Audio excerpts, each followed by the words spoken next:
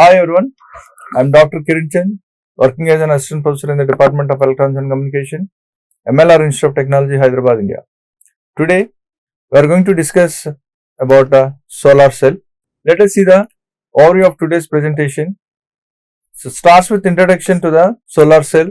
So, we'll discuss construction of solar cell and we'll discuss working of solar cell, and we'll be discussing different applications as well as advantages of solar cell and disadvantages of solar cell, and conclude with the summary. A solar cell is a device that converts light energy into electrical energy using a photovoltaic effect. So, photovoltaic effect means light energy is converted into electrical energy. So, all depending upon the light intensity of light. So, a solar cell is a device that converts that sunlight, that is solar energy, or you can say light energy, into electrical energy using photovoltaic effect. Solar cell is also known as photovoltaic cell, PV cell. We can also say the solar cell with other name for PV cell, photovoltaic cell. A solar cell is made up of two types of semiconductors. One is called P-type silicon layer and N-type silicon layer. So, solar cell is a normal PN junction diode, right? So, PN junction diode also designed or constructed, manufactured with the P-type material and N-type semiconductor material. The same way, solar cell is also made up of these two types semiconducting material. The solar cell, the solar energy from the sun in the form of photons creates loose electrons on the N-type semiconductor and holes on the P-type semiconductors. So, what happens? One solar energy, that sunlight, the sunlight having solar energy from the sun in the form of photons, light particles. So, photons creates loose electrons in N-type semiconductor material of the solar cell and holes in the P-type semiconductor material of the solar cell. So, these loose electrons are collected on the aluminum layer and start flowing, thus resulting in a electric current. So, all those free electrons, the loosely packed electrons are collected on the aluminum layer that will result in the that constitute the current, electric current. So, this is about introduction to the solar cell. So, let us discuss the construction of solar cell. So, if you observe this solar cell construction, so we have a N-type silicon semiconducting type and P-type silicon semiconducting material. Okay, on this anti-reflecting coat. So, what is the purpose of anti-reflecting coat means? So, our intention is most of the light energy must be captured by this solar cell, and that will be converted into electric current. So, in order to remove loss of that solar energy, so we have to use anti-grazing or anti-reflecting material, that is anti-reflecting coat is to be used. And then electron pairs will generate between the junction of P and N.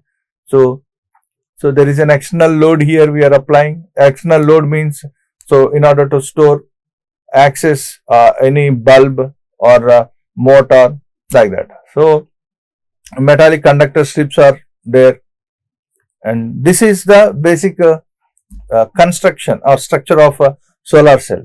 So, it is made up of two types of silicon semiconductor materials, P-type and N-type. There is reflecting coat covered above solar cell to prevent the external shocks. So, this is another way, another important use of anti-reflecting coat. So, sometimes because it is converting solar energy into electrical current, so sometimes it may have drastic changes in the current.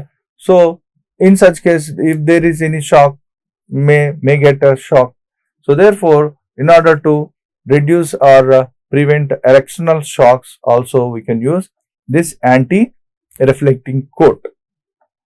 The solar cell's middle layer is known as p-n junction diode. When the sunlight falls on the solar cell, the solar energy from the sun in the form of photons creates loose electrons on the n-type semiconducting holes on the p-type semiconducting bar. So therefore, when sunlight from the sun reaches the solar cell or falls on the solar cell, the solar energy from the sun in the form of photons, what happened? So creates loose electrons on n-type and holes on p-type. These created loose electrons are allocated or collected on the aluminum layer and start flowing, thus resulting in the generating electric current. So aluminum will capture or collect these free electrons which are generated from the solar sunlight. So coming to the working of solar cell. So you can observe this working. You can observe from the figure. So this is the source of sunlight. So sunlight when falls, the sun rays falls on, these are the solar panels. Different solar panels are there. So 1, 2, 3, 4, 5. 1, 2, 3, 4, 5. So total 12 solar panels are there. So these panels receives the sun rays, and they are converted into electric current. When light energy falls on solar panel, then the solar panel absorbs the light energy. Each solar cell in solar panel has semiconductor which has properties like insulator and metal. When energy of sun falls on the panel, then semiconductor material on the panel absorbs the energy of photon, transfers to the electron and allows the flow of electrons through the material like an electric current. When the sunlight reaches p-n junction between the p and n-type semiconductors, photons easily enter to the thin type p layer. So they enter into the from n-type to p-type layer easily because of thin layer. So the photons provide energy to the p-n junction, creating electron hole pairs. So in between p and n-type of the solar panel, so there is an electron hole pair generated, and that constitutes the current. So this light disrupts the thermal equilibrium condition of the junction. So there is a thermal equilibrium junction, so which will be break by this light energy. Then the free electrons to move on the n side of the junction. So the holes move to the junctions of p side in a similar pattern. So as electrons move from one side to another side, similarly holes are moved from one side to another side. So this movement of charged particles creates an electron hole pair, and at the same time the current is the essential component here. So which is this generated electric current is directly proportional to the intensity of sunlight falls on the solar cell. So coming to the types of solar cell, there are mainly classified into three different types of solar cells. Monocrystalline solar cells. First one is monocrystalline solar cell, in which they are cut from a single pure crystal of silicon. So mono means single. So single crystal we have to take, silicon crystal we have to take, and it has to be cut from the single silicon crystal. So these have cells made of silicon wafers. And next one is polycrystalline solar cell. What do you mean by polycrystalline solar cell? Like a monocrystalline solar cell, these do not require each of the four sides to be cut. So whereas monocrystalline, so all the sides, four sides has to be cut, single. So whereas polycrystalline, like, so it does not require to cut all the four sides. And next one is thin film solar cells. So these are very sensitive and very effective compared to other. So they are made from variety of materials. As the name indicates, these are often slimmer than other solar cell types. So that is thin film solar cells. So they are very compact, slim, at the same time they are very effective. The most the most prevalent type thin film solar cell is made from cadmium telluride, CDTE.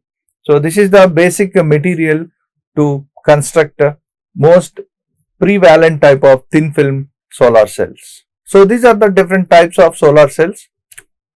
Applications of solar cells as a power supply to the home to reduce the electricity bill. So we can use the basic application of solar cell is conventional power generation, current generation. So we can avoid the conventional power generation. So naturally we can generate power. So it's cost effective. So cost will be reduced. So in home purpose, domestic purpose, we require some 230 volt supply, right? So those voltage can be obtained naturally from the sunlight. So by using the solar panels. So that is the advantage of, so these solar cells as a power supply to the home to reduce the electricity bill, and also for used for the industrial and commercial businesses to provide power from solar arrays. So many number of solar, if you integrate number of solars, so the current generated is also increased. For solar street lighting and public space streets. So nowadays these are the latest equipments for street lights. So the source for the street lights are coming from obtained from the solar cell only. For agriculture, solar pumps which are useful for irrigation and powering equipments in farms. So even in agriculture lands also, for agriculture purpose also, the light is the electric current is due to natural source, that is sunlight. So solar cells are used there also. For off-grid power supply systems, mainly in remote areas without access to the electricity, off-grid. So without giving any transformer based current for the agriculture purpose. So no need to have any grid nearby to your agricultural land. So directly you can generate power with the solar panels. So for generating electricity of household appliances. So we can also use solar panels to generate electricity for household purpose also. So directly you can on motor, or you can on fat, or you can fill the water tank.